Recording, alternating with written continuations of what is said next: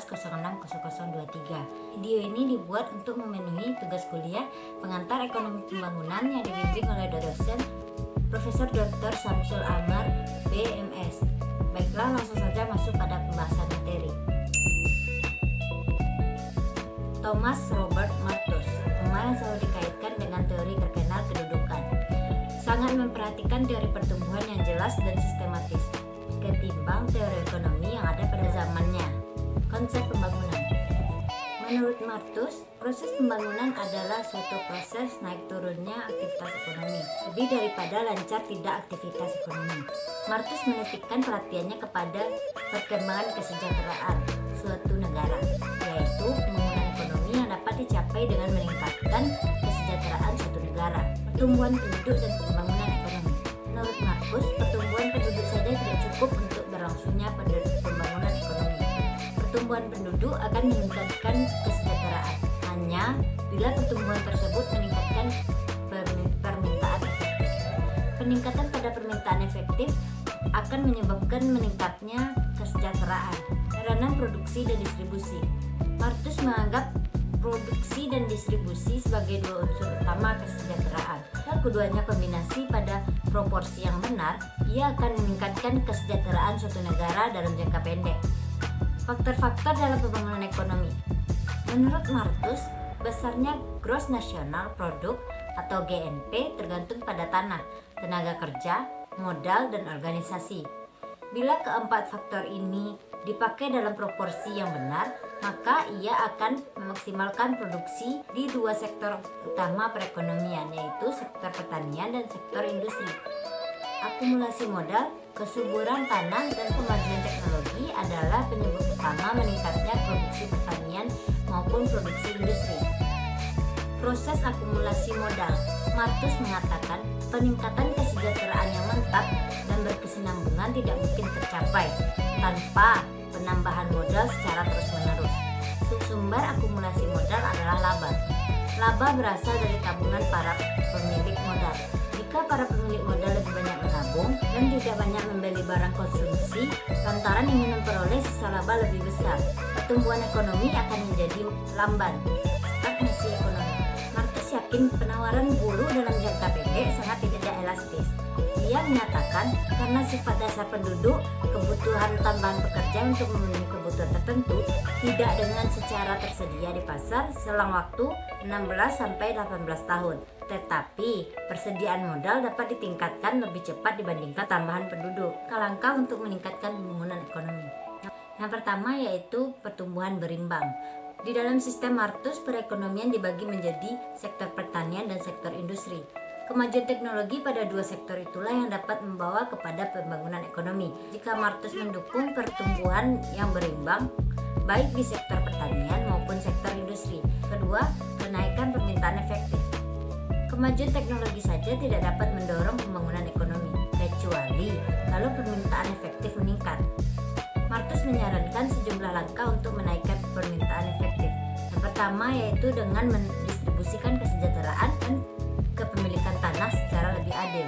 Yang kedua, permintaan efektif dapat ditingkatkan dengan memperluas perdagangan internal dan eksternal. Yang ketiga yaitu Malthus menyarankan agar mempertahankan konsumen tidak produktif untuk meningkatkan permintaan efektif. Kelemahan-kelemahan teori Malthus.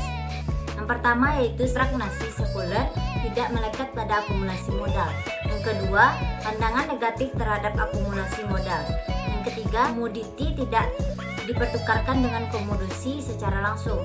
Yang keempat, konsumen yang tidak produktif akan memperlambat kemajuan. Yang kelima, memiliki dasar tabungan yang berisi satu. Kemudian, penerapan pada negara terbelakang. Hubungan antara pertumbuhan penduduk dan pembangunan ekonomi yang diungkapkan Malthus dapat diterapkan sepenuhnya pada negara yang terbelakang. Menurutnya, di negara yang hanya mengalami pertambahan penduduk saja, usaha peningkatan kesejahteraan akan berlangsung sangat lambat. Kebenaran ini terbukti di negara-negara seperti Asia dan Afrika. Pandangan Malthus yang berkaitan dengan faktor-faktor peningkatan pembangunan dapat diterapkan sepenuhnya di negara terbelakang. Tak seorang pun yang dapat menyangkal peranan produksi, distribusi optimum akumulasi modal, kesuburan tanah, dan kemajuan teknologi, serta peranan faktor non-ekonomi dan administrasi yang baik, serta kerja keras, kejujuran watak, dan lain-lain dalam meningkatkan pembangunan negara-negara tersebut. Selain itu, beberapa langkah kebijaksanaan yang dilakukan oleh Malthus dapat diterapkan pada negara terbelakang. Ia menekankan pentingnya perubahan struktural untuk mengurangi relatif pentingnya pertanian land reform. John Stuart Mill, anak laki-laki tertua James Mill, dikenal pada zamannya sebagai bayi ajaib. Ia belajar bahasa Yunani pada umur 3 tahun, ilmu hitung dan sejarah pada umur 6 tahun, bahasa Latin pada umur 8 tahun, logika pada umur 12 tahun, ilmu ekonomi pada umur 13 tahun, dan filsafat politik Benthamisme pada umur 15 tahun. Mill menganggap pembangunan ekonomi sebagai fungsi dari tanah, tenaga kerja, dan modal. Sementara tanah dan tenaga kerja adalah dua faktor produksi yang asli, modal adalah persediaan yang dikumpulkan dari produk-produk tenaga kerja yang sebelumnya. Pengembalian pertumbuhan penduduk. Mill percaya pada teori penduduk Malthus yang dia maksudkan dengan penduduk kelas pekerja. Karena itu ia mengkhawatirkan pertumbuhan jumlah tenaga kerja produktif yang bekerja atas dasar upah. Ia pekerja sehingga mereka dapat menikmati hasil kemajuan teknologi dan akumulasi modal. Ia menganjurkan pembatasan kelahiran sebagai lawan pengendalian modal. Cadangan upah. Menurut Mill, elastisitas penawaran tenaga kerja sangat tinggi dalam menanggapi kenaikan upah. Upah pada umumnya melebihi tingkat penghidupan minimum. Upah dibayar dari modal. Upah per kepala dapat dihitung dengan membagi keseluruhan modal yang berputar dengan penduduk yang bekerja. Upah dapat naik karena peningkatan cadangan modal atau karena pengurangan jumlah tenaga kerja. Laju akumulasi modal. Menurut Mill, laju akumulasi modal tergantung pada satu, jumlah dana yang dapat menghasilkan tabungan atau besarnya sisa hasil usaha. Yang kedua, kuatnya kecenderungan untuk menabung. Tingkat laba. Menurut Mill, dalam suatu perekonomian, tingkat laba akhirnya cenderung akan menurun karena hasil yang semakin berkurang di sektor pertanian dan bertambahnya penduduk berdasarkan laju Malthus. Kecenderungan menurunnya laba dapat dicegah dengan beberapa cara. Yang pertama, kerugian modal pada masa krisis. Yang kedua, perbaikan teknik. Yang ketiga, perkembangan berdasarkan luar negeri. Yang keempat, pinjaman pemerintah untuk pengeluaran yang tidak produktif. Yang kelima, dengan mengekspor modal ke negara jajahan untuk memproduksi barang konsumsi guna keperluan negara asal. Keadaan stasioner. Mill berpendapat keadaan stasioner akan segera terjadi. Kehadirannya tertunda oleh faktor-faktor yang sudah disebutkan tadi. Peranan pemerintah.